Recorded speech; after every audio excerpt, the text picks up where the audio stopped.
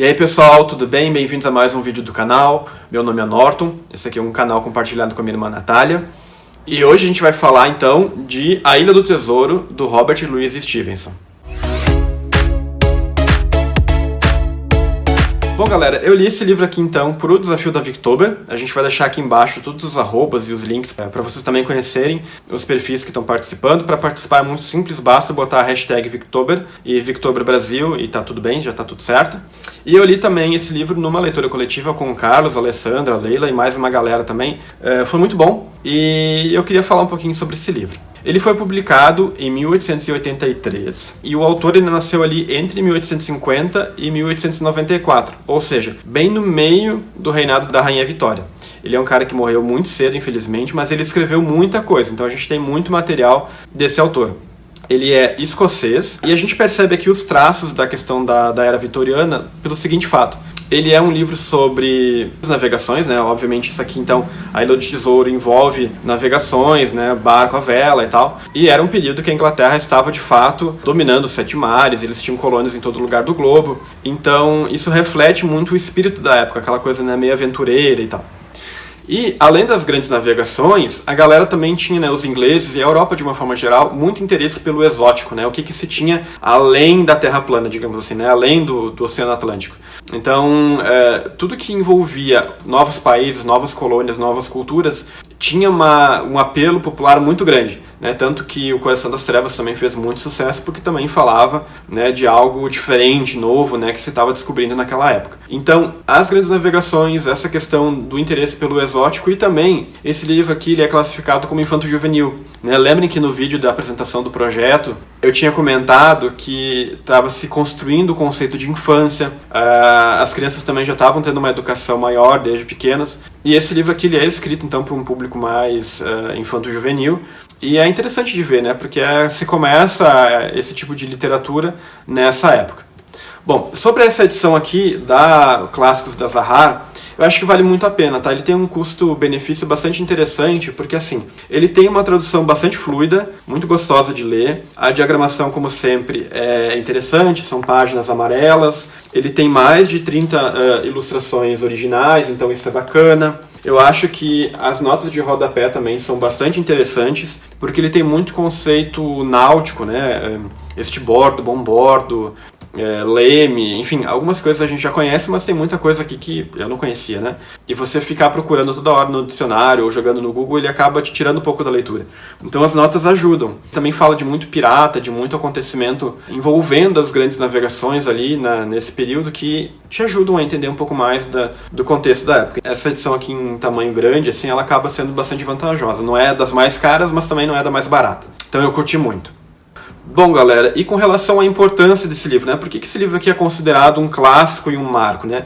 Eu acho que a primeira coisa, e que daí eu acho muito legal, é pensar no legado que esse autor deixou pra gente, sabe? Porque, bem ou mal, a visão que a gente tem do que é um pirata hoje, né, o estereótipo de pirata, vem com esse livro. Nesse livro aqui a gente vai ter o pirata com perna de pau, o papagaio que fala, né, os marujos, aquela... e mais uma garrafa de rum. Né, o chapéu de 3 pontas. Então, essa visão que a gente tem hoje do que é um pirata, né, do século XIX, vem desse livro. Lógico que ele não foi o primeiro a escrever sobre navegações, né, ele começa ali com Robinson Crusoe, mas a partir dessa fonte ele meio que acaba sendo um marco na literatura, né?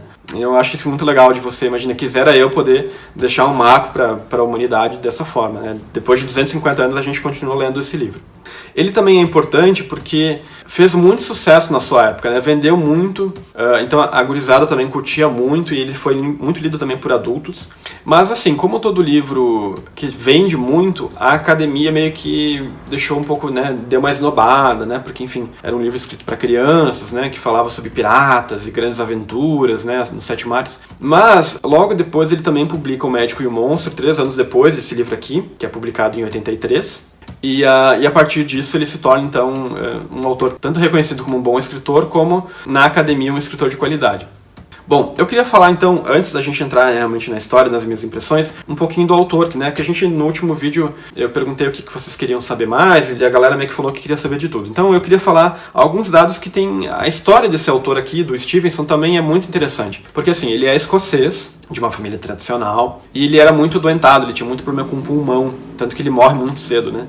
Por ter esses problemas no pulmão, ele foi morar em Samoa, ali Nova Guiné, perto da Austrália, né? E ele viajou por todo o globo, ele foi para os Estados Unidos, né? Ele inclusive se apaixonou por uma mulher que era casada, ele teve que ir para a América para ela conseguir se divorciar, daí para poder depois ficar com ela. E ele vai então para essa ilha, né, no meio do oceano, no Oceano Pacífico, para viver lá, né? E lá ele consegue realmente melhorar da saúde. É lá que ele escreve esse livro aqui, depois também O Médico e o Monstro. E cara, isso eu acho uma coisa muito legal também que reflete a época.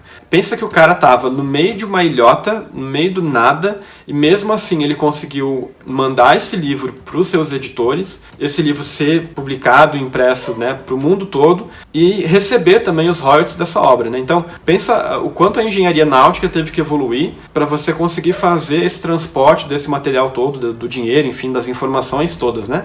E lógico, né, como o autor viajou muito, ele tinha muita propriedade para descrever como é que era o navio, como é que era a tripulação, descrever uma ilha exótica, deserto. Então, assim, tem muito do autor aqui, e eu acho isso muito interessante. E também, gente, esse autor aqui eu acho legal também, é que ele meio que se tornou um líder local. Então ele meio que ajudava a população, né, na Câmara de Vereadores, né, junto à prefeitura e tal. Ele conseguia ser um líder local influente. Então os nativos ali daquela ilha adoravam o cara, né, porque ele era meio que uma celebridade, né? Ele era um autor consagrado e mesmo assim ajudava todo mundo lá. Então assim, ele foi muito importante, não só para a história da literatura mundial, como também para aquela população que vivia naquela ilha. Bom, gente, assim, e do que se trata, então, essa história, né, A Ilha do Tesouro? Muito rapidamente, porque é um livro curto, ele tem 270 páginas, então, se eu falar muito aqui, eu acabo dando spoiler. Ele é narrado em primeira pessoa pelo Jim Hawkins, uma criança. Ele morava com os pais, e os pais tinham uma espécie de pub, barra hotel, barra estalagem. E lá pelas tantas, vai se hospedar um marinheiro. Todo mundo tem um pouco de medo, assim, um pouco de receio, porque ele fala alto, expansivo e um pouco meio mal encarado.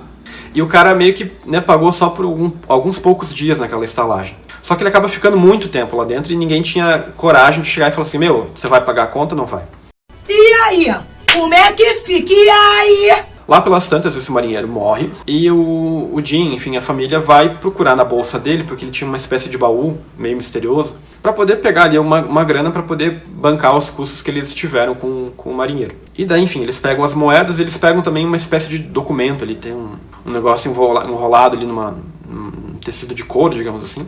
E o Jim pega esse papel assim e leva meio que pro médico, barra juiz, barra, né, figura, autoridade daquela comunidade ali. E o cara abre e vê logo que aquilo é um mapa, e que é o mapa do tesouro. Então, aqui também a gente tem, né, a questão do mapa com o pontilhado e o X vermelho, vem desse livro também. Esse doutor, ele fala assim: não, isso aqui é um mapa, e a gente tem que ir atrás desse mapa, desse tesouro, pra gente poder ficar rico, né? Ele realmente acha que o tesouro, né, existe, que vale a pena ir lá numa expedição. Obviamente que era para ser uma viagem secreta, né? Eles iam contratar uma tripulação, ninguém ia saber de nada. Mas no dia que o navio finalmente zarpa, é óbvio, todo mundo já sabia que eles iam atrás de um tesouro e que essa notícia já tinha se espalhado por toda a comunidade. E eles tinham um plano muito bem traçado de chegar na ilha, né, achar o tal do tesouro, voltar. E obviamente, né, como todo bom plano, deu tudo errado, né, não funcionou. Então, assim, é basicamente isso, assim, ele é um livro de aventura. Ele vai contar, então, essa jornada do Jim com a tripulação até essa ilha para tentar achar esse tesouro. Com relação às minhas impressões de leitura, tá, gente? Eu achei esse livro aqui muito fluido, eu achei que o autor escreve muito bem. Você realmente, né, não vê o tempo passar. Ele tem, né, umas piadinhas, umas coisas engraçadas, cômicas. Ele também não vai ter nenhuma questão filosófica, metafísica, né? Não é um Dostoiévski.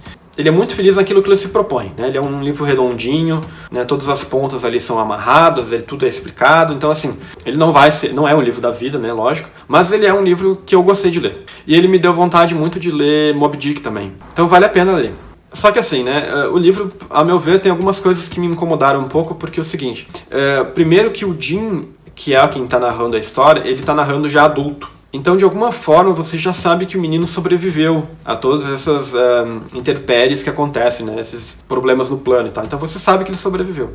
Outra coisa que me incomodou bastante, me tirou um pouco da leitura, inclusive, é que ele fala em vários momentos do tipo, mal sabia eu que fulano de tal era um traidor. Ou então, não podia imaginar que, né, fulano me convenceu que era honesto. O próprio livro te dá alguns spoilers. Quando você tem alguma tensão, né, que você fica, puxa vida, o menino talvez vai morrer, ou o personagem que você gosta talvez vai morrer, ele já tipo te entrega de antemão que não vai acontecer nada, ou que, né, eu não tinha como saber naquele momento que fulano estava lá, né, ele tira um pouco da leitura, isso eu achei um pouco ruim, assim, do ponto de vista narrativo. E o outro ponto que me incomodou bastante foi o fato de que o guri tem muita sorte, né, então ele acha um barco salva-vidas quando ele tinha que achar, a maré muda quando era favorável para ele.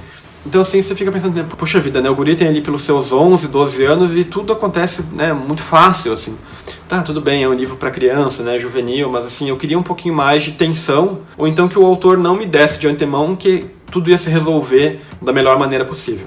Mas assim, ele não prejudica o livro de forma alguma. De novo, eu gostei do livro, eu acho que vale a pena ler.